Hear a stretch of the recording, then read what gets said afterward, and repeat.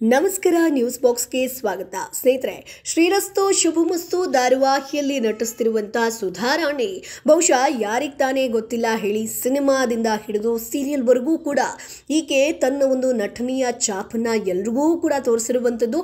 ಆದರೆ ಸ್ನೇಹಿತರೆ, ಟಾಪ್ ನಟಿಯಾಗಿದ್ದಾಗಲೇ ಈಕೆಗೆ ಮದುವೆಯಾಗುತ್ತೆ, ಮೆಂಟಲ್ ಗಂಡನ ಕಿರುಕುಳ ಆಗುತ್ತೆ. ಹಾಗಾದರೆ ಕಹಿ ಘಟನೆ ಬಗ್ಗೆ ಸುಧಾರಾಣಿಯವರು ಕಂಪ್ಲೀಟ್ ಆಗಿ ಬೆಚ್ಚಿಟ್ಟಿದ್ದಾರೆ. ಇವರ ಗಂಡ ಯಾರು, ಕಿರುಕುಳವನ್ನ ಯಾಕೆ ಕೊಟ್ಟರು, ಮದುವೆ ಯಾವಾಗಾಯಿತು, ಚಿಕ್ಕ ವಯಸ್ಸಿನಲ್ಲೇ ಮದುವೆ ಆಗಿರುವಂಥದ್ದು, ಹಾಗಾದರೆ ಈಕೆಯ ನಿಜಕ್ಕೂ ಕಣ್ಣೀರಿನ ಕಥೆ ಏನು, ಇವೆಲ್ಲದರ ಬಗ್ಗೆ ಕಂಪ್ಲೀಟ್ ಡೀಟೇಲ್ಸನ್ನು ಕೊಡ್ತೀವಿ. ಅದಕ್ಕಿಂತ ಮುಂಚೆ ನಮ್ಮ ಚಾನಲನ್ನು ತಪ್ಪದೇ ಸಬ್ಸ್ಕ್ರೈಬ್ ಮಾಡಿ. ಸ್ನೇಹಿತರೆ, ಕನ್ನಡ ಹಿರಿತೆರೆ ಹಾಗೆ ಕಿರುತೆರೆಯಲ್ಲಿ ಬ್ಯುಸಿಯಾಗಿರುವಂತಹ ಚಂದನವನದ ಎವರ್ಗ್ರೀನ್ ನಟಿ ಸುಧಾರಾಣಿ ಇದೀಗ ಒಂದು ಸಂದರ್ಶನದಲ್ಲಿ ತಮ್ಮ ಮೊದಲ ಮದುವೆ, ಗಂಡ ಅವರಿಂದ ಪಡೆದಂತಹ ಕಿರುಕುಳದ ಬಗ್ಗೆ ಮನಸ್ಸು ಬಿಚ್ಚಿ ಮಾತನಾಡಿದ್ದಾರೆ. ಸ್ನೇಹಿತರೆ, ಈಕೆ ಅನುಭವಿಸುತ್ತಿರುವಂತಹ ನೋವಿನ ಬಗ್ಗೆ ಸಾಕಷ್ಟು ಜನರಿಗೆ ಈಗಲೂ ಕೂಡ ಬೇಸರ ಇದೆ. ಹೌದು, 5ನೇ ವರ್ಷದಲ್ಲೇ ಕನ್ನಡ ಚಿತ್ರರಂಗಕ್ಕೆ ಕಾಲಿಟ್ಟು ಬಾಲ ನಟಿಯಾಗಿ, ಮಾಡೆಲ್ ಆಗಿ, ವಾಯ್ಸ್ ಆರ್ಟಿಸ್ಟ್ ಆಗಿ,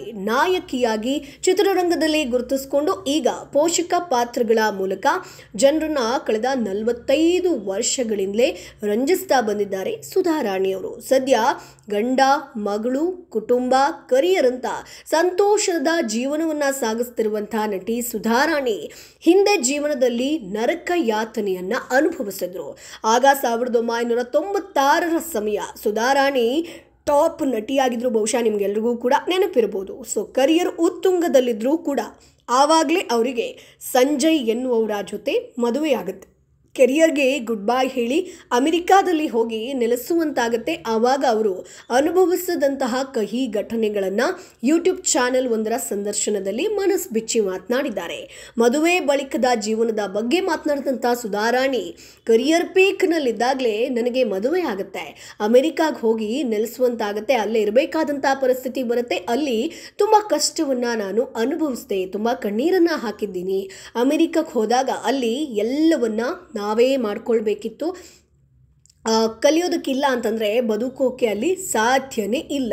ಊರಲ್ಲಿ ಸಿನಿಮಾ ಶೂಟಿಂಗ್ ಅಂತಷ್ಟೇ ಇದ್ದಿದ್ದಂಥ ನನಗೆ ನನ್ನೊಳಗೆ ಹೊಸ ವ್ಯಕ್ತಿ ಕಾಣಿಸ್ಕೊಂಡಿದ್ದು ಆವಾಗಲೇ. ನಂತರ ಒಂದೊಂದಾಗಿ ಕಲಿತೆ, ಒಬ್ಬಳೇ ಅಮೆರಿಕಾವನ್ನು ಸುತ್ತಾ ಇದ್ದೆ. ಸೊ ಮೊದಲ ಪತಿಯಿಂದ ಆದಂಥ ಸಮಸ್ಯೆಗಳ ಬಗ್ಗೆ ಸುಧಾರಾಣಿಯವರು ಮಾತನಾಡ್ತಾರೆ.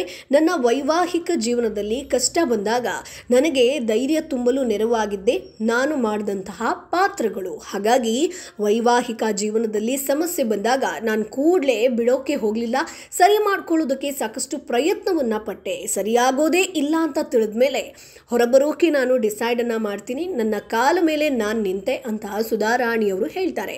ಅಷ್ಟೇ ಅಲ್ಲ, ಸಂಸಾರ ಶುರುವಾದ ಆರಂಭದಲ್ಲೇ ಸಮಸ್ಯೆ ಗೊತ್ತಾಗಿತ್ತು, ಆದರೆ ಗೊತ್ತಾದ ಕೂಡಲೇ ಬಿಟ್ಟು ಬರೋಕೆ ಸಾಧ್ಯ ಆಗಿಲ್ಲ. ಒಂದಷ್ಟು ದಿನ ಕಾಯುತ್ತೀನಿ ಸರಿ ಮಾಡೋಕೆ, ಆದರೆ ಪ್ರಯತ್ನ ಪಟ್ಟೆ, ಆದರೆ ಸಮಸ್ಯೆ ಇದೆ ಅಂತ ಕೂಡಲೇ ಬಿಟ್ಟು ಬರೋ ನಿರ್ಧಾರವನ್ನು ಹೇಗೆ ತೆಗೆದುಕೊಳ್ಳೋದು? ಹಾಗಾಗಿ ಒಂದಷ್ಟು ದಿನ ಸಹಿಸಿಕೊಳ್ಳುವಂಥ ಪ್ರಯತ್ನವನ್ನ ಮಾಡಿದೆ, ಸಾಧ್ಯವಾಗದೇ ಇದ್ದಾಗ ಬಿಟ್ಟು ಬಂದೆ ಅನ್ನುವಂಥ ವಿಚಾರವನ್ನ ಹೇಳ್ಕೊಳ್ತಾರೆ. ಮೊದಲ ಪತಿ ಸಂಜಯ್ ಸುಧಾರಾಣಿಯವರ ಪ್ರಾಣ ತೆಗೆಯೋಕ್ಕೂ ಕೂಡ ಬಂದಿದ್ರಂತೆ ಸ್ನೇಹಿತರೆ. ಹೌದು, ಈ ವಿಷಯದ ಬಗ್ಗೆ ಮಾತನಾಡಿದಂಥ ನಟಿ, ಆ ವ್ಯಕ್ತಿಗೆ ನನ್ನ ಮೇಲೆ ಏನು ದ್ವೇಷ ಇತ್ತೋ ಗೊತ್ತಿಲ್ಲ, ಆದರೆ ಅವರಿಗೆ ಮಾನಸಿಕ ಸಮಸ್ಯೆ ಸೇರಿ ಕೆಲವೊಂದು ಸಮಸ್ಯೆಗಳಿತ್ತು, ಅದನ್ನು ಯಾರೋ ಒಪ್ಪೋಕ್ಕೆ ರೆಡಿ ಇರಲಿಲ್ಲ. ಸೊ ಸಮಸ್ಯೆಯನ್ನು ಅರ್ಥ ಮಾಡಿಕೊಂಡು ಚಿಕಿತ್ಸೆ ಕೊಡಿಸ್ಬೇಕು ಅನ್ನೋದು ಯಾರಿಗೂ ಕೂಡ ಆ ಸಂದರ್ಭದಲ್ಲಿ ತಿಳಿಯಲಿಲ್ಲ. ಮೊದಲಿಗೆ ನಾನು ಇವತ್ತು ಸರಿ ಹೋಗ್ಬೋದು, ನಾಳೆ ಸರಿ ಹೋಗ್ಬೋದು ಅಂತ ಎಲ್ಲವನ್ನ ಸಹಿಸ್ಕೊಂಡಿದ್ದೆ. ಆಗೋದೇ ಇಲ್ಲ ಅಂತ ಅನಿಸಿದಾಗ ಆ ಸಂಬಂಧದಿಂದಲೇ ಹೊರಬರೋದಕ್ಕೆ ನಾನು ನಿರ್ಧಾರವನ್ನ ಮಾಡ್ತೀನಿ. 20ರ ಹರಿಯದಲ್ಲಿ ಡಿವೋರ್ಸ್ ಪಡೆದುದರ ಬಗ್ಗೆ ಮನಸ್ಸು ಬಿಚ್ಚಿ ನಟಿ ಮಾತನಾಡ್ತಾರೆ. ನನಗೆ 22 ವರ್ಷ ಆಗಿತ್ತು. ಸೊ ಇಷ್ಟು ಬೇಗ ಡಿವೋರ್ಸ್ ಅಂದಾಗ ಭಯ ಆಯಿತು, ಆತಂಕ ಆಯಿತು. ಸಿನಿಮಾ ಇಂಡಸ್ಟ್ರಿ ಬೇರೆ ಬಿಟ್ಟಿದ್ದೆ, ವಿದ್ಯಾಭ್ಯಾಸ ಅರ್ಧಕ್ಕೆ ನಿಂತಿತ್ತು, ಮುಂದೆ ಏನು ಮಾಡಬೇಕು ಅನ್ನೋದು ನನಗೆ ಗೊತ್ತಾಗಿಲ್ಲ. ಆಮೇಲೆ ಎಲ್ಲವನ್ನ ಎದುರಿಸೋದನ್ನು ಕಲಿತೆ, ಸಮಾಜಕ್ಕೆ ಅನಿಸಿದ್ದು ಅವ್ರು ಹೇಳ್ತಾರೆ. ಆದರೆ ನನ್ನ ಜೀವನದಲ್ಲಿ ಏನಾಗ್ತಿದೆ ಅನ್ನೋದು ಯಾರಿಗೆ ಗೊತ್ತಿದೆ, ನನಗೆ ಮಾತ್ರ. ಹಾಗಾಗಿ ಯಾಕೆ ಹೆದರಬೇಕು? ಸಿನಿಮಾ ಕೆಲವರಿಗೆ ಇಷ್ಟವಾದರೆ ಕೆಲವರಿಗೆ ಇಷ್ಟವಾಗಲ್ಲ, ಅದನ್ನು ಹೇಗೆ ಸ್ವೀಕರಿಸ್ತೀವೋ ಇದನ್ನು ಕೂಡ ಹಾಗೇ ಸ್ವೀಕರಿಸಬೇಕು ಅಂತ ನನ್ನ ಜೀವನದ ನಿರ್ಧಾರವನ್ನು ನಾನೇ ತೆಗೆದುಕೊಳ್ಳುವಂಥ ತೀರ್ಮಾನವನ್ನು ಮಾಡ್ತೀನಿ. ಸೊ ಸಂಜಯ್ ಜೊತೆಗೆ ಡಿವೋರ್ಸ್ ಬಳಿಕ ಸುಧಾರಾಣಿಯವರು 2000ರಲ್ಲಿ ತಮ್ಮ ಕುಟುಂಬದ ಆತ್ಮೀಯರಾದಂತಹ ಗೋವರ್ಧನ್ ಜೊತೆಗೆ ವೈವಾಹಿಕ ಜೀವನಕ್ಕೆ ಕಾಲಿಡ್ತಾರೆ. ಈ ಜೋಡಿಗೆ ನಿಧಿ ಅನ್ನುವಂಥ ಒಂದು ಮುದ್ದು ಮಗಳು ಕೂಡ ಇದ್ದಾರೆ ಸ್ನೇಹಿತರೆ. ಸದ್ಯಕ್ಕಂತೂ ನಟಿ ಗಂಡ ಮಗಳು ಮತ್ತು ಕೆರಿಯರ್ ಜೊತೆ ಸುಂದರವಾದ ಜೀವನವನ್ನು ಸಾಗಿಸ್ತಾ ಇದ್ದಾರೆ. ಈಗಲೂ ಕೂಡ ಆಕೆಗೆ ಒಂದು ತನ್ನ ಮೊದಲ ಪತಿ ಅಂತ ಬಂದಾಗ ಇನ್ನೂ ಕೂಡ ಆ ನೋವಿದೆ.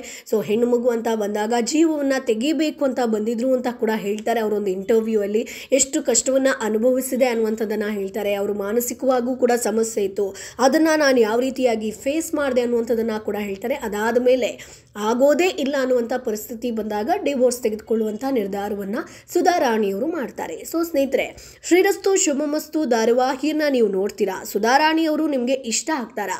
ಸುಧಾರಾಣಿಯವರ ಈ ಕಥೆಯನ್ನು ಕೇಳಿದಾಗ ನಿಮ್ಗೇನು ಅನಿಸ್ತು? ಗೊತ್ತಿತ್ತಾ ಇವರಿಗೆ ಮೊದಲ ಮದುವೆ ಆಗಿತ್ತು, ಇಷ್ಟೆಲ್ಲ ಕಷ್ಟವನ್ನು ಅನುಭವಿಸಿದ್ರು ಅನ್ನುವಂಥ ವಿಚಾರವನ್ನು ಅದನ್ನು ಕಮೆಂಟ್ ಬಾಕ್ಸ್ನಲ್ಲಿ ತಪ್ಪದೇ ತಿಳಿಸಿ. ನಮ್ಮ ಚಾನೆಲನ್ನು ಸಬ್ಸ್ಕ್ರೈಬ್ ಮಾಡಿ, ಸಪೋರ್ಟ್ ಮಾಡಿ.